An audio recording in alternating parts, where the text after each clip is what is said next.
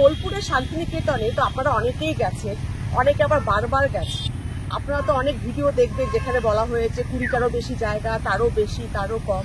কিন্তু এই 20টি 24টি এইসব জায়গাগুলির আসল সত্যটা কি সেটা কিন্তু কেউ বলে না। আর এই সব জায়গাগুলি দেখতে গেলে আপনাদের কি কি সমস্যা হতে পারে সেগুলোও কেউ বলে না। আদৌ কি আপনারা এই সব জায়গাগুলি দেখতে পাবেন? এই সব প্রশ্নের উত্তর জেনে তারপর আপনারা বোলপুর আসুন। আর সেই জন্য পুরো ভিডিওটি শেষ পর্যন্ত দেখুন। তাহলে চলুন আমি আপনাদের জায়গাগুলি দেখাই, আর দেখতে দেখতে সমস্ত সঠিক তথ্য আপনারা জেনে নিন। যদি আপনাদের আমার দেওয়া ইনফরমেশনগুলো ভালো লেগে থাকে, যদি আপনাদের মনে হয় যে আমার দেওয়া ইনফরমেশনগুলো আপনাদের কাজে আসবে, তাহলে ভিডিওটিকে অবশ্যই লাইক করবেন। আর তার সঙ্গে একটা হাইপ অপশন আছে, সেই হাইপ অপশানে আপনি গিয়ে হাইপ করবেন। আর ভালো লাগুক বা না লাগুক কমেন্টে লিখে আমাকে অবশ্যই জানাবেন।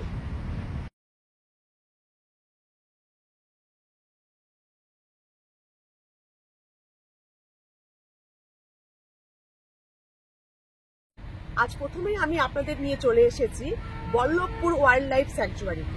এটিকে ডিয়ার পার্কও বলা। এখন আমরা এই ডিয়ার পার্কের ভেতরে ঢুকবো আর দেখবো আদৌ এখানে ডিয়ার অর্থাৎ হরিণ দেখতে পাওয়া যায় কিনা। এই ডিয়ার পার্কটি ঘুরে তারপর এখানে আসার যে সমস্যাটি, প্রধান সমস্যাটি আমি আপনাদের বলে দেব। চলুন তাহলে আমরা ভেতরে ঢুকি আর দেখি কটা হরিণ দেখতে পাই।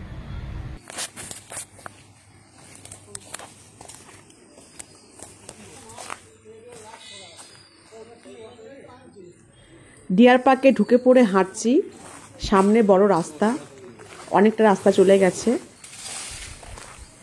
চারিদিকে জঙ্গলের মতো করা আছে। হাঁটতে হাঁটতে এগিয়ে যাচ্ছি। বেশ বিশাল এরিয়া জুড়ে ডিয়ার পার্কটি, অনেকটা জায়গা।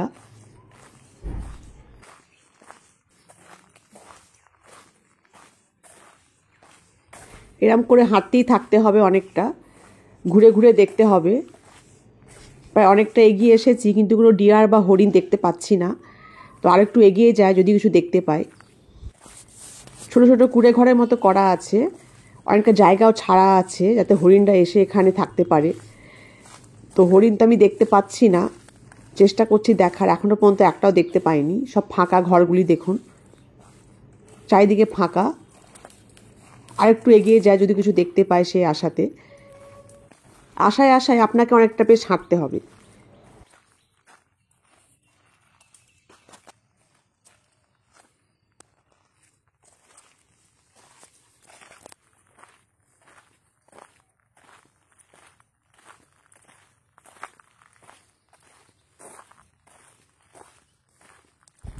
সোজা হেঁটে এবার ডান দিকে নেব। হেঁটে হেঁটে ঘোরাটা কাজ, মানে আপনি কিছু দেখতে পান না পান, আপনাকে এরকম চারিটা দিক হেঁটে হেঁটেই ঘুরতে হবে। ডান দিকে একটা পুকুর দেখতে পাচ্ছি, তো দেখি সেখানে কিছু দেখতে পাই কিনা।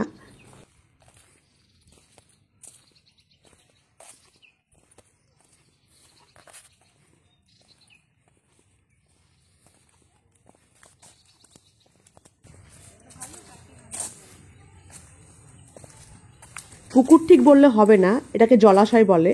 ছোট্ট একটু জায়গা, তো কিছুই নেই, খালি ছোট্ট একটি জলাশয়, তাও শ্যাওলা পড়ে আছে।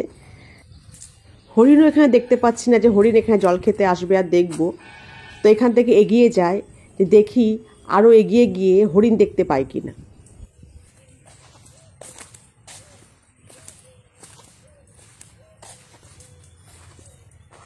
মনে হচ্ছে কপাল খুলেছে, আমি দূর থেকে কিছু হরিণ দেখতে পেয়েছি। তো সেখানে এগিয়ে যায়, আপনাদেরকে দেখায়, আপনারাও দেখুন হরিণগুলো।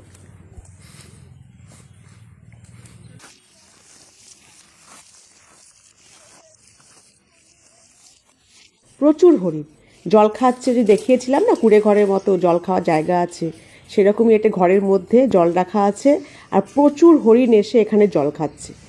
মানে একটা দুটো নয়, আমি গুনতেই পারছি না, মানে এতগুলো হরিণ।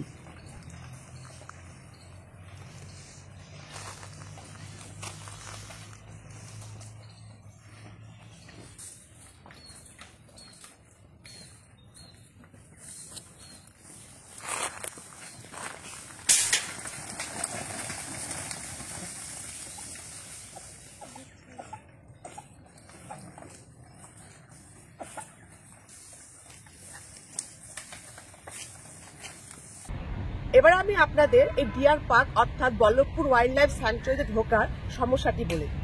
এখানে ঢুকতে হলে আপনাকে আপনার আইডেন্টিটি প্রুফ দেখাতে হবে। সেটি আধার কার্ডও হতে পারে, ভোটার কার্ডও হতে পারে, আবার আপনার ড্রাইভিং লাইসেন্সও হতে পারে, কিন্তু আপনাকে একটা আইডেন্টিটি প্রুফ দেখাতে হবে। আর যদি আপনি বিদেশি হন, আপনাকে আপনার পাসপোর্ট দেখাতে হবে। যদিও এটি কোনো বড় সমস্যা নয়, কিন্তু যদি আপনি আনতে ভুলে যান কোনো আইডেন্টিটি প্রুফ, তখন কিন্তু এটি একটি বড় সমস্যা হয়ে দাঁড়াবে। আপনারা হরিণ দেখা তো দূরের কথা, ভেতরে ঢুকতেও পারবেন না। সেটি মাথায় রেখে আসবেন, একটা আইডেন্টিটি প্রুফ আপনারা সঙ্গে করে নিয়ে আসবেন। আরেকটি সমস্যা আছে এই ডিয়ার পার্কে, সেটি হলো 4টের সময় এই ডিয়ার পার্কটি বন্ধ হয়ে যায়। সুতরাং আপনাকে 4টের মধ্যে এসে এই ডিয়ার পার্কটি ঘুরে যেতে হবে, নাহলে পরে কিন্তু ঘুরতে পারবেন না।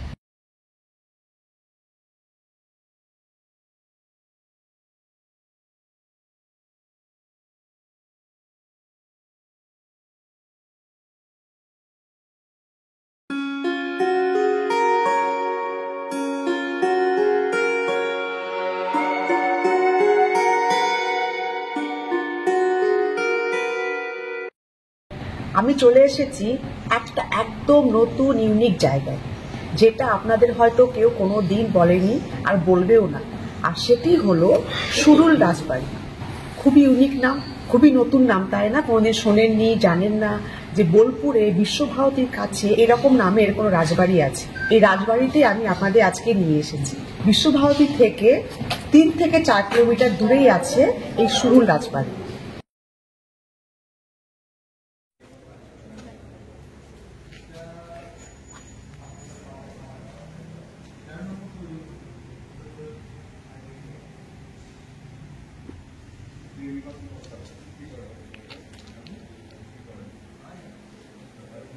এই রাজবাড়িতে কিন্তু এখনো লোক বসবাস করে। এই পেছন দিকটায় একটা প্রাইভেট এরিয়া, ওখানে যাওয়া বারণ, ওপরেও যাওয়া বারণ। আপনি নিচের অংশটায় ঘুরতে পারবেন, ছবি তুলতে পারবেন, ভিডিও করতে পারবেন। নিচেরটা টুরিস্টদের জন্য খোলা থাকে, কিন্তু তার পেছনে বা ওপরে যাওয়া একদম বারণ। নিচেরটা শুধু খোলা থাকলেও, ছোট্ট একটি জায়গা হলেও আপনার কিন্তু এখানে এলে খুব ভালো লাগে। তাই চলুন এই রাজবাড়িটা যতটুকুনি দেখা যায় আমরা ভালো করে ঘুরে দেখি।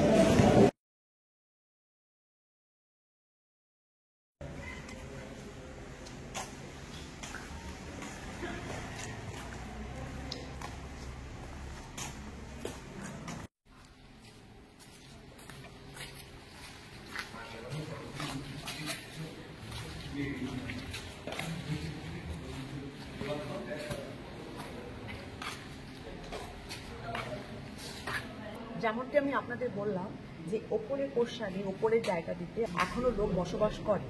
13 নম্বর যে প্রজন্ম এই রাজবাড়ি, 13 নম্বর যে প্রজন্ম, তারা কিন্তু এখনো এখানে এসে বসবাস করে। এই যে ওপরের অংশটি দেখছে, এই ওপরের অংশ, আর এই পেছনটাতেও এখন বসবাস করে। ওখানে যাওয়া একদম বারণ। খালি নিচের অংশটা, মানে সামনের যে ঢুকেই যে একটা আমরা দালান দেখতে পাই, উঠোন দেখতে পাই, সেই নিচের পোর্শনটা খালি খোলা আছে টুরিস্টদের জন্য।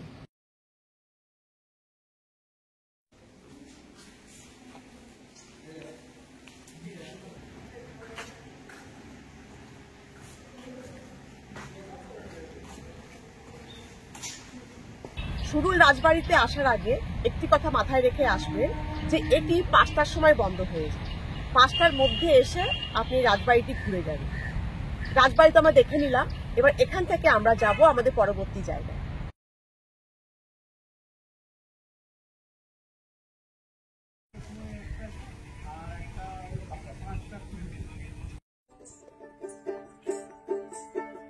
ওই আমরা ছেড়ে দিল সোনার গোড় আর তো পাবো না, ছেড়ে দিল সোনার গোড় আর তো পাবো না, না না না ছেড়ে দিল না তোমায়, নয় মাঝে রাখবো ছেড়ে দেব না,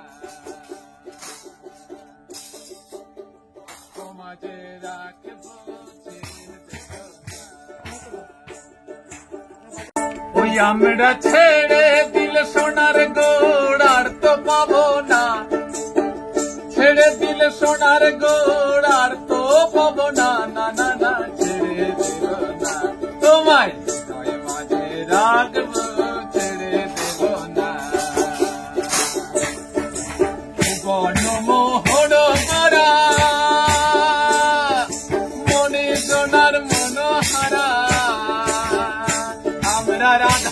প্রেমে হয়ে বিভোরা, থাকবো পাবো না, না না ছেড়ে দেব না। আমি চলে এসেছি সৃজনী শিল্পগ্রামে। একটি বিশাল এরিয়া জুড়ে এই শিল্পগ্রামটি। এই পুরো শিল্পগ্রামটি এবার আমি আপনাদের ঘুরে দেখাবো, খুব ছোট্ট করে দেখাবো, বেশি বড় করে দেখানো যাবে না, কেননা এখনো অনেক কিছু আমাদের ঘুরতে হবে, দেখতে হবে। তাই চলুন আমরা ভেতরে ঢুকি আর দেখি এই সৃজনী শিল্পগ্রামে কি কি দেখার আছে। চলুন আমরা ভেতরে ঢুকি। এরকমই একটা বিশাল এরিয়া জুড়ে সৃজনী শিল্পগ্রাম। শিল্পগ্রাম বলতে যেমন আর্কিটেকচার আমরা দেখতে পাচ্ছি, সামনে কিছু স্ট্যাচু রাখা আছে।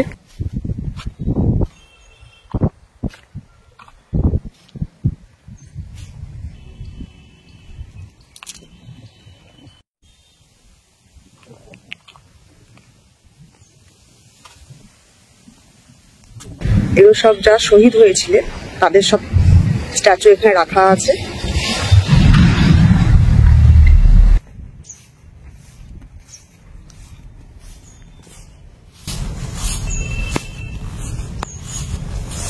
দেখছেন বিভিন্ন রকমের মূর্তি, বিভিন্ন রকম পোজের সব মূর্তি, সুন্দর করে কারুকার্য করে তৈরি করা।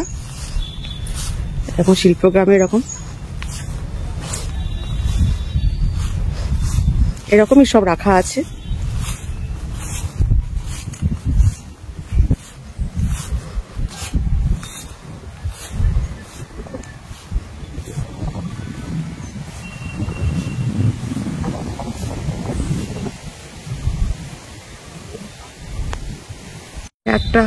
সামনে একটা বিশাল বড় বুদ্ধদেবের মূর্তি, বিশাল বড়, আকাশ ছোঁয়া।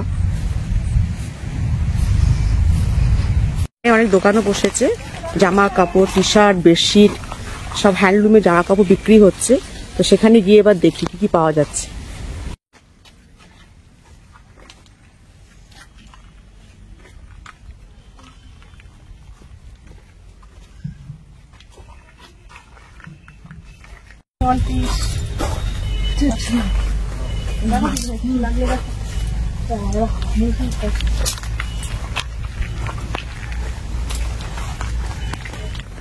ওর না ওটা এই যে কাঁথার কাজে কুর্তি আছে, পাঞ্জাবি আছে, শার্ট আছে, ওদের গায়ে শার্ট আছে।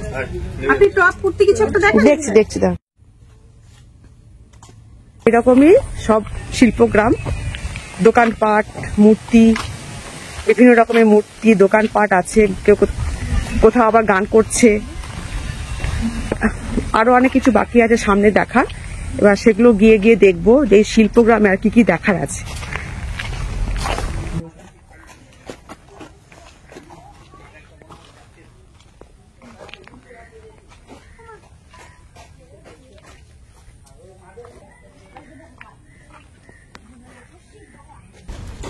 এখানে অনেক মিউজিয়ামও আছে, ছোট্ট কুটির। এই কুটিরের মধ্যে মিউজিয়াম, সব স্ট্যাচু, মূর্তি সবের মধ্যে রাখা আছে।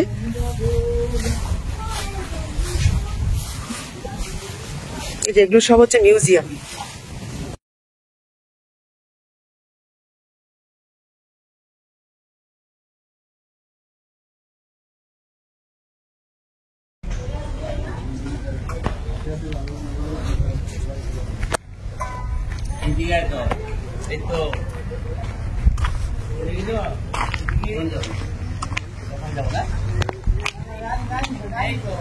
এখানে লেখা আছে সিকিম, মানে সিকিম স্টেটকে, সিকিমকে রিপ্রেজেন্ট করছে এই কুটিরটি। এই কুটিরে সিকিমের সব জিনিসপত্র আছে, সব মূর্তি রাখা আছে, সিকিম থেকে আনা, এই জন্য নাম দেওয়া হচ্ছে সিকিম। এক একটা স্টেট, এক একটা কান্ট্রিকে রিপ্রেজেন্ট করছে। ব্যাস এইসবই আছে সৃজনী শিল্পগ্রামে। বিভিন্ন স্টেটকে রিপ্রেজেন্ট করা কিছু মিউজিয়াম, যেখানে বিভিন্ন স্টেটের সব জিনিসপত্র রাখা আছে।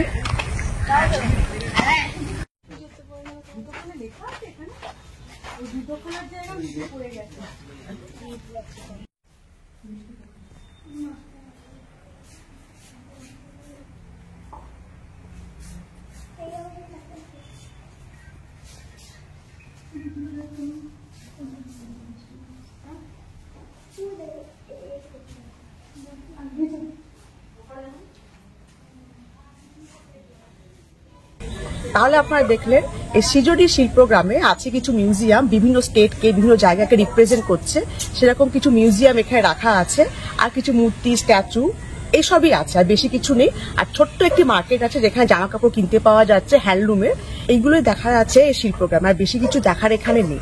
এবার এখান থেকে বেরিয়ে আমরা যাব আমাদের নেক্সট জায়গায়।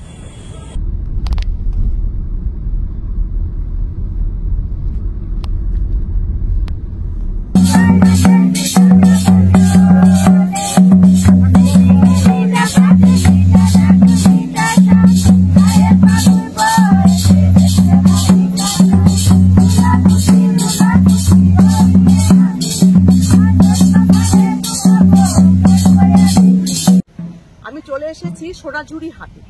বিশাল এরিয়া জুড়ে একটি হাট, সোনাঝুরি ফরেস্ট। সে সোনাঝুরি ফরেস্ট বা সোনাঝুরি জঙ্গলের মাঝেই হচ্ছে এই সোনাঝুরি হাট।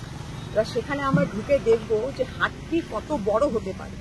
তাহলে চলুন আমরা ভেতরে ঢুকি আর দেখি এই সোনাঝুরি হাটে কি কি কিনতে পাওয়া যায়, কিরকম হাটটি। আমরা যেমন লোকাল হাট দেখি সেরকম নাকি অন্যরকম কিছু।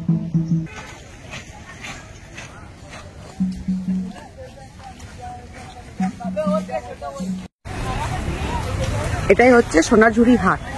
সোনাঝুরি হাটে যেরকম হাট বসে সেরকম দুদিকে সব দোকান লাগানো আছে, জামা কাপড়, বেডশিট, কুর্তি সব পাওয়া যাচ্ছে।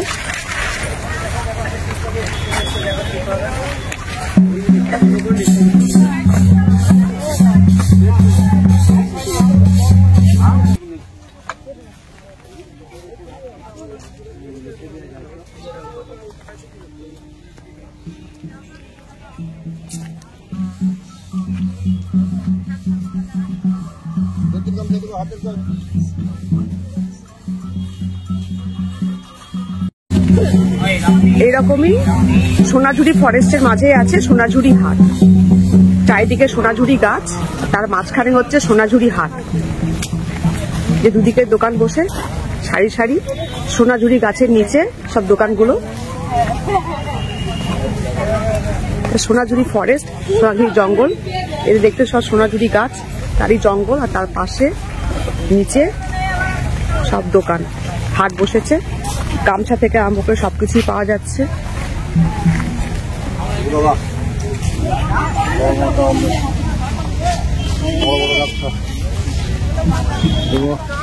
দেখতে পাচ্ছি দূরে নাচ হচ্ছে, লোকসঙ্গীত হচ্ছে, নাচ হচ্ছে। সেখানে এবার যাই।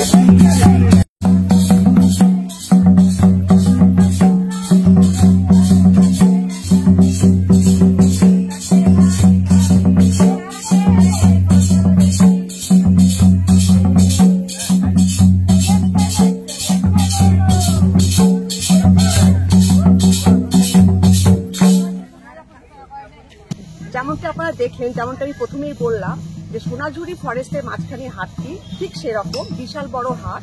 সব হাতে কাজের জিনিসই বেশি পাওয়া যাচ্ছে, শাড়ি বলুন, গয়না বলুন, কি আপনি ঘর সাজানোর জিনিস, এইরকমই সব পাওয়া যাচ্ছে।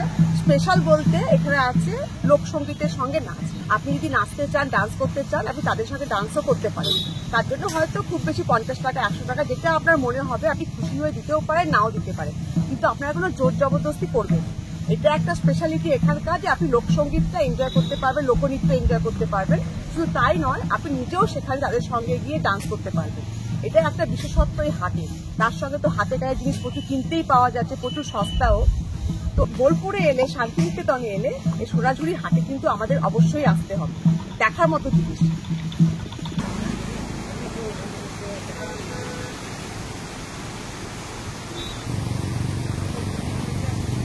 আমি চলে এসেছি আপনাদেরকে নিয়ে কোপাই নদীর তীরে। খুব বিখ্যাত একটি নদী, আপনারা অনেকেই নাম শুনেছেন, কবিতাতেও পড়েছেন। আর সেখানে আমি চলে এসেছি আপনাদেরকে নিয়ে। আর পেছনেই ঠিক বয়ে চলেছে সেই নদীটি, কোপাই নদী। দেখুন আমার পেছনে ঠিক বয়ে যাচ্ছে।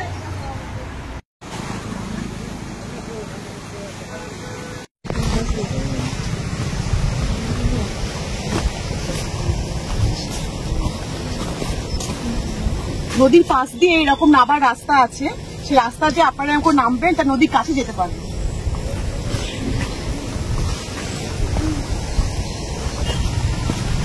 সামনে আছে নদী, কোপাই নদী। চলে এসেছি, একটুখানি রাস্তা পাশ দিয়ে রাস্তাটা আছে।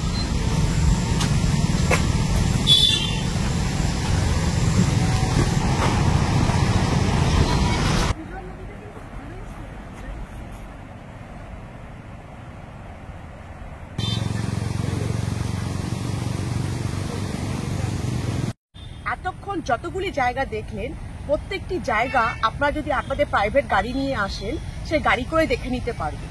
কিন্তু আপনি সমস্যায় পড়বেন যখন আপনি রবীন্দ্র ভবন বা বিশ্ববিদ্যালয়টা দেখতে আসবেন। কি সমস্যা হবে? এই বিশ্ববিদ্যালয়ের যে এরিয়াটা সেখানে প্রাইভেট কোনো গাড়ি অ্যালাউ করে না। তাহলে আপনি কি করবেন? আপনাকে ওই বিশ্ববিদ্যালয়েরই ফ্রি পার্কিং আছে, সেখানে গাড়িটা পার্ক করে দিতে হবে। আর আপনাকে একটা টোটো বা টুকটুক ভাড়া করতে হবে। সেই টোটো বা টুকটুক করে বিশ্বভারতীর ভেতরে 24টি জায়গা আপনাকে ওরা দেখাবে। হ্যাঁ, ঠিকই শুনেছেন, 24টি জায়গা ওরা আপনাকে দেখাবে। ওরা আপনাকে একটা লিস্ট দেবে, সেই লিস্টে 24টি জায়গা আছে, সেই লিস্ট ধরে ধরে এই টোটোওয়ালারা আপনাকে 24টি জায়গা দেখাবে। রবীন্দ্র ভারতী বিশ্ববিদ্যালয়টা আপনি গাড়ি করে ঘুরতে পারবেন না। তার 1 নম্বর কারণ হচ্ছে আপনি সব জায়গাগুলো জানেন না, কোনটিকে কি বলে, কোনটির কি নাম।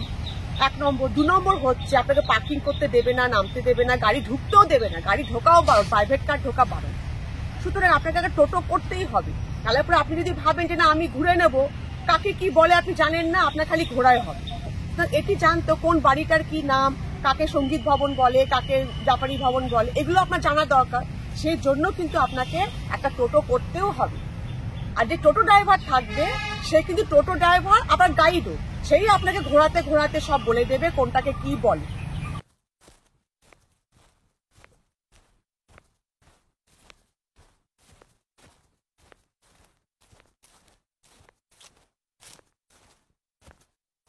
কিন্তু আপনাকে টোটো থেকে নামতে দেবে না। তাহলে আপনারা দেখবেন কিভাবে? সেটা এবার আপনারা দেখে নিন যে টোটো থেকে না নেবে আপনারা কিভাবে 24টি জায়গা দেখবেন।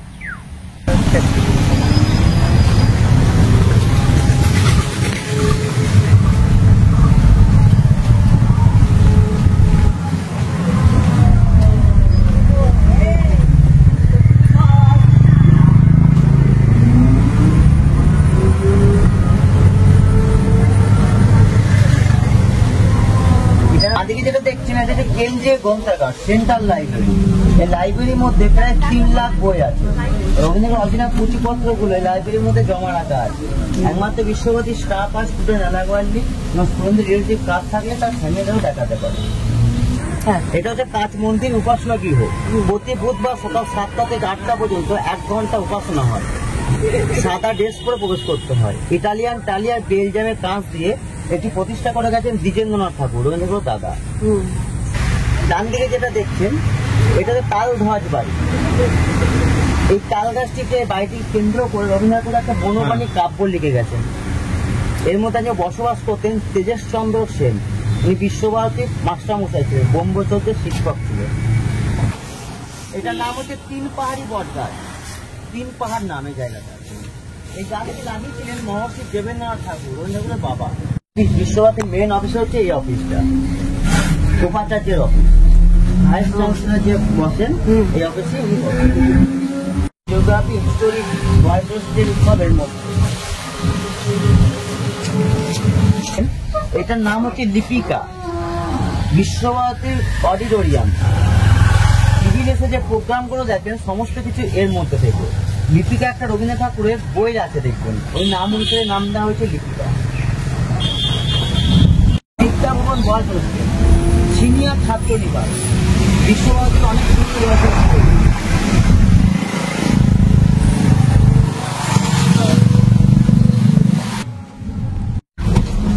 এটা হচ্ছে পদ্মা ভবন, জিওগ্রাফি ডিপার্টমেন্ট।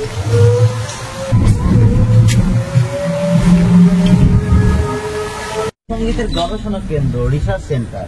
সঙ্গীতে যত সূত্র তোলা, যত সঙ্গীতের রিসার্চ গুলো হয় সমস্ত কিছু।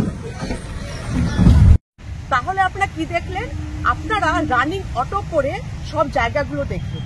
আপনাকে অটো থেকে নামতে দেওয়া হবে না, কেননা অটো দাঁড় করিয়ে ভেতরে ঢোকা একদম বারণ। শুধুমাত্র রবীন্দ্র ভবনের যে মিউজিয়ামটা আছে, রবীন্দ্রনাথ ঠাকুর যেখানে জিনিসপত্র রাখা আছে, ওই মিউজিয়ামের সামনে আপনাকে দাঁড় করাবে। আপনি মিউজিয়ামটি টিকিট কেটে ঢুকে দেখলেন, ব্যাস ওইটুকুনি। বাকি যে 24টি জায়গা আছে লিস্ট ধরে ধরে 3 পাহাড়, আবার সঙ্গীত ভবন, চীনা ভবন, জাপানি ভবন, এগুলো সব রানিং অটো থেকে আপনাকে দেখতে হবে, আপনি নামতে পারবেন না। খালি রবীন্দ্রনাথের যে মিউজিয়ামটি আছে সেখানে আপনারা নেমে দেখতে পাবেন।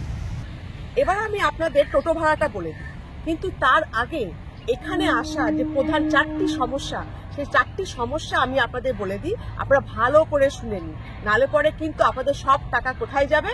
জলে।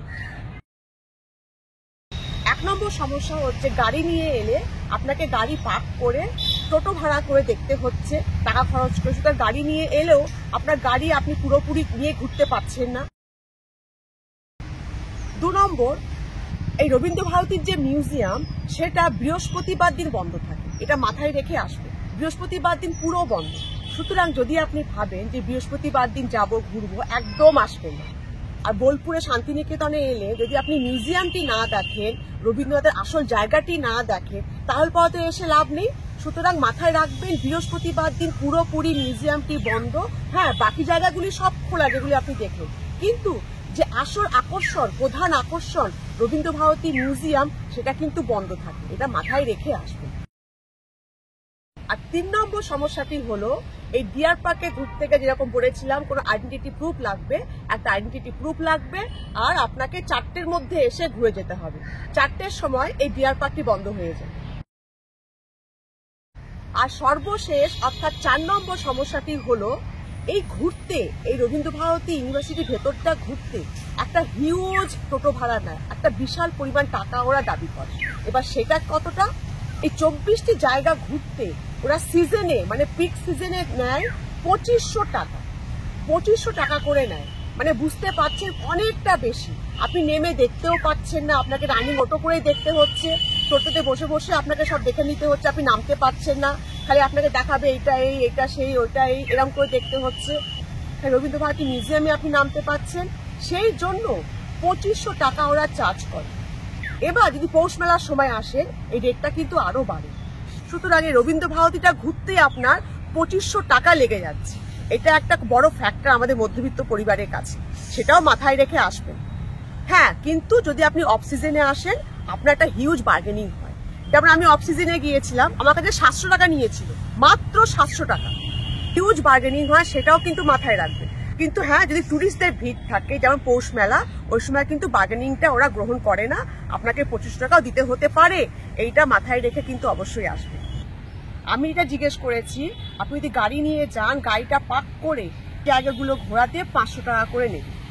আপনি এক জায়গায় গাড়িটা পার্ক করলেন, এর 500 টাকা দিয়ে ডিয়ার পার্ক, সৃজনী শিল্পগ্রাম, বাকি জায়গাগুলো দেখলেন, সেই টোটো আপনাকে রবীন্দ্রভারতীটা ঘুরিয়ে দিল, ঘুরে আপনি আবার চলে এলেন আপনার গাড়ির কাছে, আপনার ট্রিপ ওখানেই শেষ।